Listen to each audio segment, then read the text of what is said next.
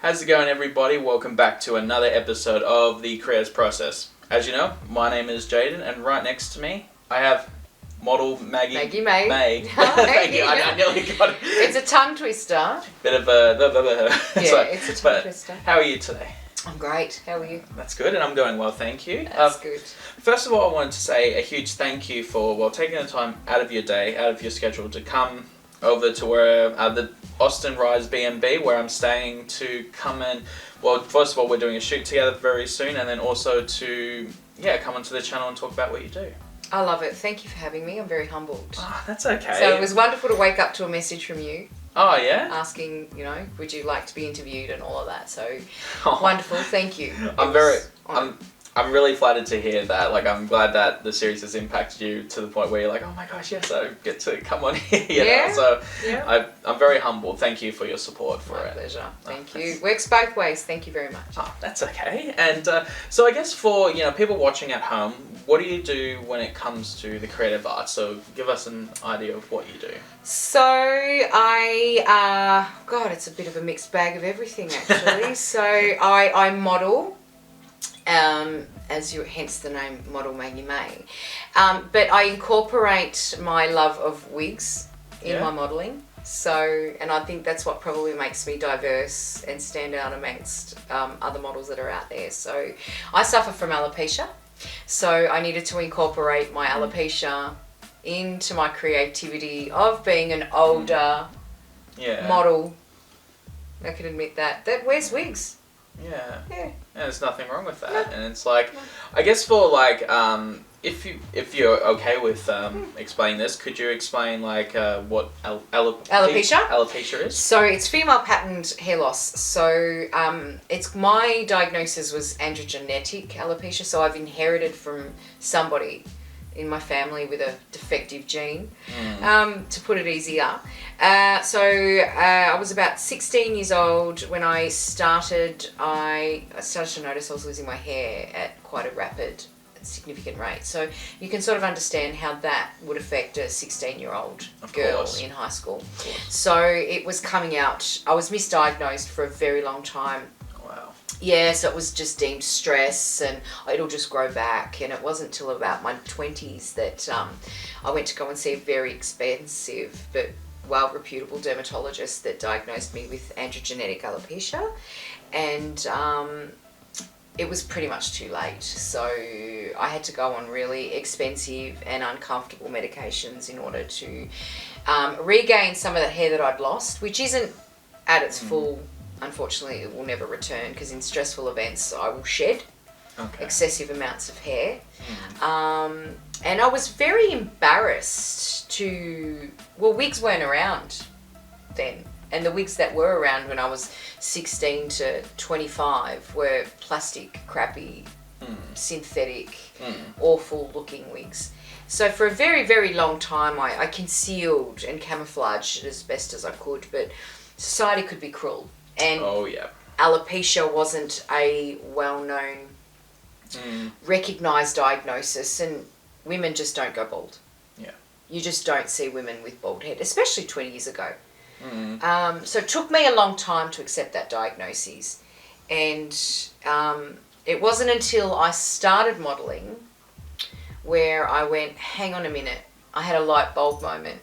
And when I somehow or another need to redirect the attention on the fact that women do lose hair.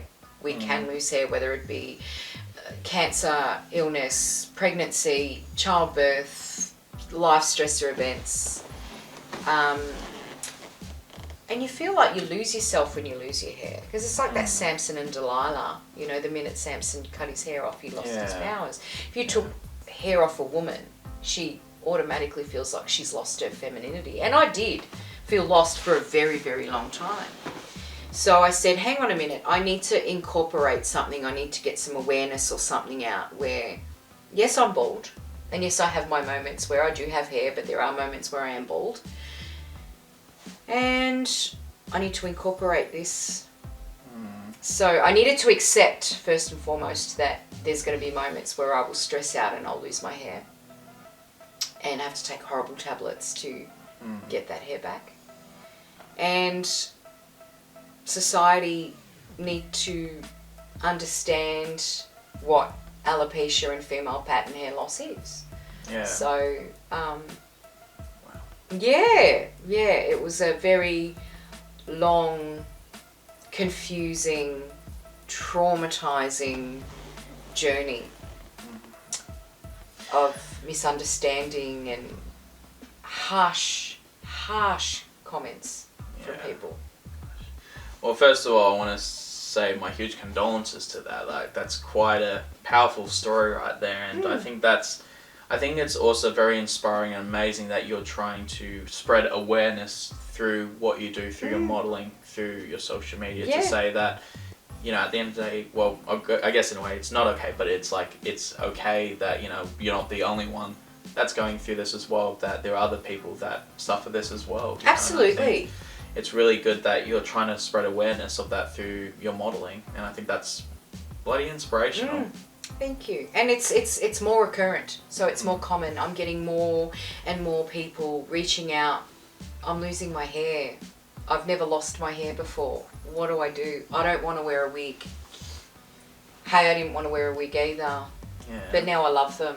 Yeah. So, you know, it's a matter of acceptance as well. It's good and great that there are people out there that are supporting, you know, alopecia and cancer awareness and things by shaving their head. But unless you go through that experience, you're not going to experience the emotion, the turmoil, the tears, and all of that. Yeah. That I would, or an alopecia sufferer, or a female that is losing her hair would go through. Yeah, because you couldn't begin to imagine that. And I think, you know, when someone says, yeah, it's really, I can imagine it would be hard if someone goes like, oh, I understand where you're coming from. And you're just kind of like, but do you really? Like, it's like, you know, do you really understand? And I think it's like, as you said, unless you've been in that situation, you can't really begin to imagine how, and that's why I was like, yeah, I can't begin to imagine how that would have felt. Yeah, absolutely. Sounds very awful. It is, especially when it was, you know, you'd find your hair coming out in clumps on a comb or in the shower recess. And at one stage I was buying hair extension hair tape, and the hair that I was losing, I was sticking on this hair tape and sticking it back on my head. Jeez. Yeah. Wow. Yeah, it was such a bewildering, confusing time. Wow. But, Gosh, once again, I'm sorry about that. It's like, but I'm glad that you've come to a point in life where you're going through the acceptance of, you know, this is how it is, but, you know, I'm going to accept it and just be me. And have fun with it. I shouldn't say I'm having fun with it. I've accepted the diagnosis, and I accepted it's irreversible. Yeah. Sadly, until we find a cure. But like I said, depends on the day, depends on the wardrobe, depends on the wig. I like that. That's good. And so what made you decide to take that plunge into modeling? Like, what was the reason you started modeling? It was always at the back of my mind that as a child and growing up, I always said to myself, you know, I'd love to be a model one day. Yeah. You know, and I would pose in the mirror and do all that sort of stuff, and thought, no, you know, one day. And that one day came along. And that one day, I woke up one day after I just got off the plane from Greece. Yeah. So I decided, you know what, I'm nearly, it was my late 30s, mid to late 30s. I got off the plane, I came home from Greece and said, you know what, I'm actually going to make that day happen. And I scoured through photography channels and things, and said, all right, I'm going to book in a modelling shoot. And I did. I booked in a modelling shoot initially. And I stumbled across a photographer named Joe Conti. And I said, I want to do a modelling shoot. Can you help me out? Da-da-da-da-da.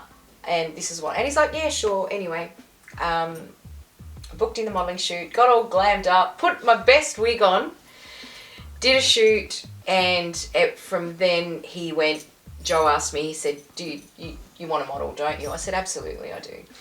And, but this is what I do. I wear wigs and I look like this. And he said, great. And it went from there. Wow. So it just, and then with lots of support and lots of help, I then started my Instagram page, and the momentum got going, and then I met Kim, and Kim had already established Miss Wiggy, Yes. which was the wig company, and it was then we just branded the two of us together. So Oh, the modelling, wow. the wigs, and yeah, That's and then just the rest is... the rest is history. I just went, Yeah. I want to be a model. And I did. Oh, you just did it. I just did it. I love it that you just... One day you just kind of woke up and said, I'm not going to just think, I'm just going to do now.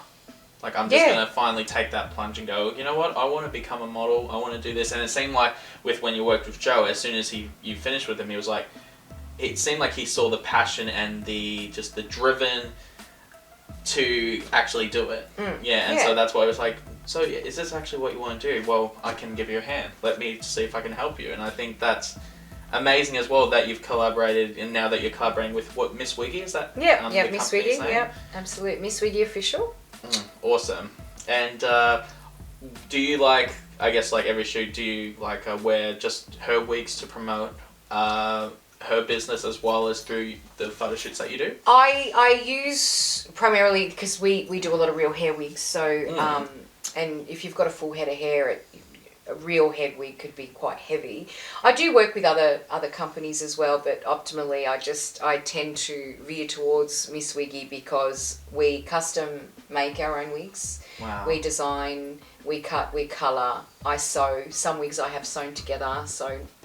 And I wanted to sort of stay true and homage to homemade, Australian made. Yeah, so of course. that's why. And we're accessible, we're affordable. Yeah. Some places charge astronomical amounts, you know, and take advantage of women like that. So $10,000 for a week, come on. Gosh. Yeah. Highway robbery. So yeah. But I think that's really cool that you, as you said, you've worked with this person for so long and you've built up a good rapport with them. So you know that you just keep going back. You're fine with going back to them because you both know what each other want at the end of the day. Like you can go to her and say, oh yeah, I want this particular style, and she's like, yep, easy. You know, Yeah, the that's same way right. she can approach you, and you're like, yep, easy. You know, That's so right. it's like you've already built up that work relationship where you're like, you don't really need to go to anyone else to talk to. No, about not it. at all, because we're both lived experiences. Yeah. So I'm the one living with the hair loss experience, and Kim's the one that's actually dealing first and foremost with the patients and clients that are coming in going,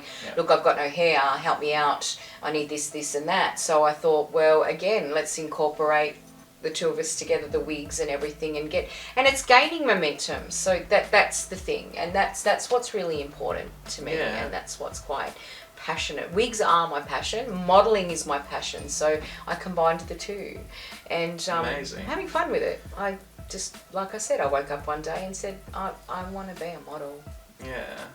Oh, well, that's absolutely amazing and very inspiring, and I just want to say, first of all, congratulations on just all that success that you both have been doing. It seems like it's really kicking off and impacting a lot of people, especially that go through those hard times. Yeah, absolutely. And, you know, like I've known cancer patients as well and all that sort of thing, and, you know, they struggle obviously with their hair loss and all that, and it is very tragic, and I love that you're both out there going, you know, like, well, what can we do to help you? You know, what can we do to support you, make you feel good and positive about who you are, and, you know, I think that's absolutely beautiful. I think that's definitely, you know, hats off to the both of you. Yeah, thanks. Thank you for that. That's okay. And so I guess with modelling style, what is some of your styles that you like to work in when it comes to modelling? So I grew up in, I used to sit at home as a child with my recently bereaved, a parent of mine that's just recently passed away. And I'm going to not cry. Good. Hey, you're good? Yeah, I'm good. We used to watch vintage movies. Yeah. And I grew up watching your Marilyns and your Jane Mansfields and Sophia. Sophia Loren is my biggest icon. Of course. And Verna Lissi, she's a Marilyn Monroe of Italy back in the 60s and 70s. Okay, wow. Beautiful. I grew up of that era, so there were natural, beautiful, robust women that were just pure elegance. And I always said, I want to be a woman like that and embrace my body, my heritage, my look. So that's what I wanted to bring back, because where did we go? What happened with that? Where did those women go? Yeah. Where did that look go? We got lost. And each to their own. Everyone has their own look and what have you. But it was a look, now looking back at my age now, I'm 42, when I watch those movies now that I grew up watching, and I see Verna Lissi, and I see Sophia Loren, and I see those vintage movies of the yesteryear, and I sit and I look in absolute awe and think, these women were glamorous. Joan Collins, Liz Taylor. Yes. Glamour. Beauty. Elegance. It definitely has changed over time, and I think, you know, it's good that, like, for me, I'm glad I'm seeing more photographers trying to be pushing more, like, you know, diverse amount of models, and trying to say that, you know, if you have the passion and the drive for it, then why not model, you know? Like, if I think it's like, you know, it should be for everyone. Absolutely. That it has the passion and the drive for it, and it's not just for one stereotypical, you know, and I think that's amazing. And first of all, my condolences thank you. to that I can imagine that would be very hard. Yeah. And but I think that's very inspiring that you've kind of looked at these strong women of this time and kind of realized that in modern times it's like, where have they gone, you know, like what's happened over time with the, you know, and it has definitely changed. I've seen that in photography as well. It definitely has changed over time. And I understand society changes and looks change, and younger girls today idolise the Instagram girls and the reality TV women of today. I understand that, and I don't expect them to know who Gina Lollobrigida is or any of that. And that's, but again, we go with society, but I can't go and look at a 20-year-old woman and compare myself to that look when I'm a completely different look. Yeah. And I grew up in a very different era. And again, where did those women go? I think it's good that we should be promoting people of all ages. Yeah. Whether it's in acting, whether it's modeling, whether it's just any art form, musical, you know, all that sort of thing. It's just very important that we promote a quality amount of diversity. Absolutely. In all these art forms. Like, as I said, that should, the way that, you know, someone's body type or style and all that should not define if someone can do an art form. It's like, if they're passionate, if they're driven, if they really want to do it and they're good at what they do, then who cares? Yeah. You know, you like do you. Exactly. Just do you. And I do me. Exactly. And I think what you do is amazing. So I hope that you do know that, like, because you've done some really amazing work with some incredible photographers, and just hearing that backstory to it, it's like very inspiring. It's very incredible, and it seems like you've been moving a lot of people already with that amount of time that you've been doing this. Because it's reality is everyday women. You get your mums that wake up in the morning and they feel like crap, or they've just had a baby, or they want to look glamorous, or they want to look beautiful, and they'll message me and say, oh, I really want to do a photo shoot, but I can't because I've just had a baby and my tummy's hanging, or I don't look like that, or I don't look like that. Well, who cares who you look like? Who cares? Exactly. You know, at the end of the day, I tell women, a photography session, a modelling session is going to be the most glamorous day of your life. Even better than your wedding day. Yeah. You are just, because it's about you and what you want to do and how you want to look, and it's your story, it's your vision, it's your canvas. So if you want to hang upside down in a G-string or a teddy, go for it, it's you.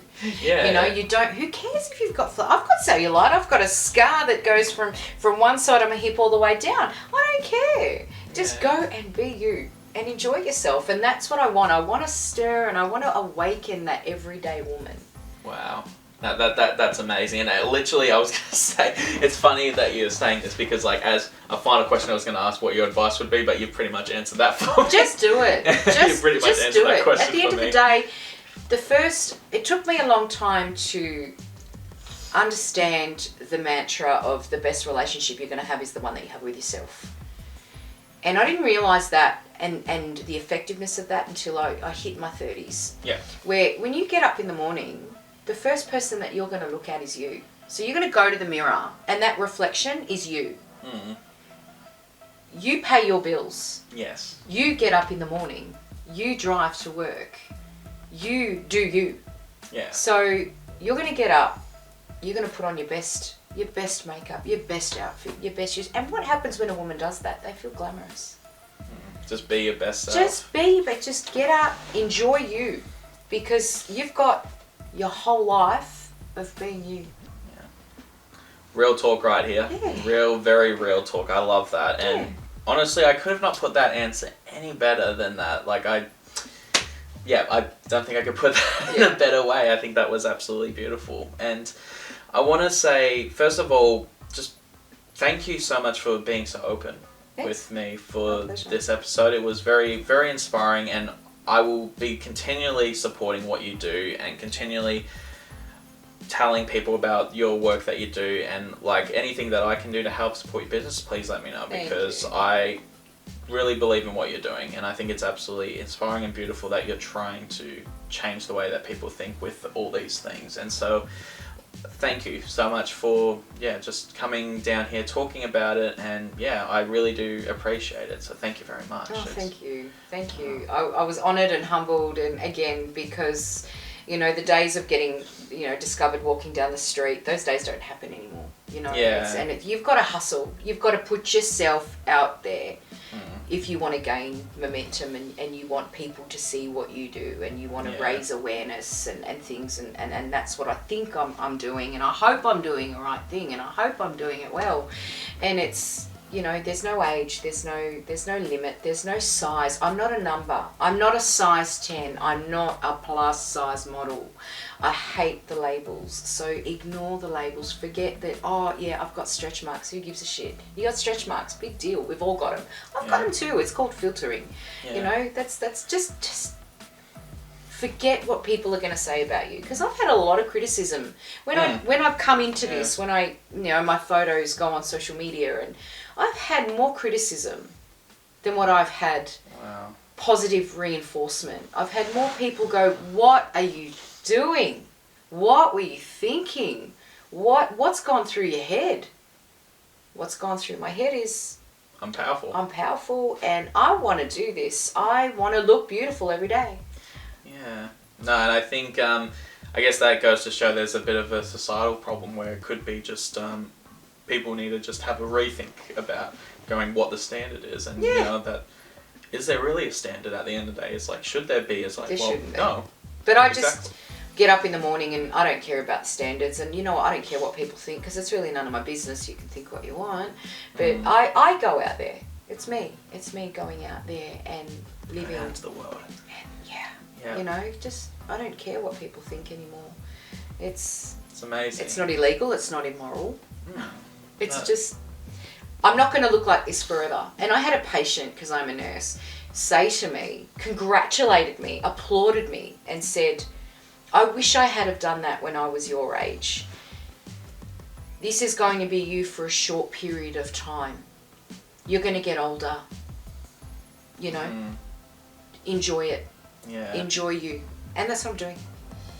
It's perfect. That's absolutely amazing. So I think I'm looking forward to seeing more of that journey, looking online, just seeing you enjoying that life that you have, because I think it's just absolutely stunning. So thank you so much for coming and talking about that. My pleasure. But no, thank you for asking me on today. Yeah, it's my pleasure. It's okay. And for everyone watching at home, thank you so much once again for tuning into another episode of The Creator's Process. If you want to check out Mary's amazing work, please go check it out down below. I'll leave links to everything. I'll leave links to Miss Wiggy. Yep, Miss Wiggy. So that you can go and support what they do. Go and support her. Only positive comments, guys. Like, let's just change the way that we see things and all that sort of thing. Let's just keep just a positive attitude towards this community and keep supporting local content creators. As I always say in every episode, let's just keep supporting each other. Let's keep supporting each other's dreams, everyone's visions, and let's just keep on that positive train through these really hard times that we've been having, and let's just keep going with it. Yeah, absolutely. At the end of the day, it's everybody's happy. Positive social media is positivity, positive world. Exactly. That's exactly it. And comment, like, and subscribe, and I will see you in the next video.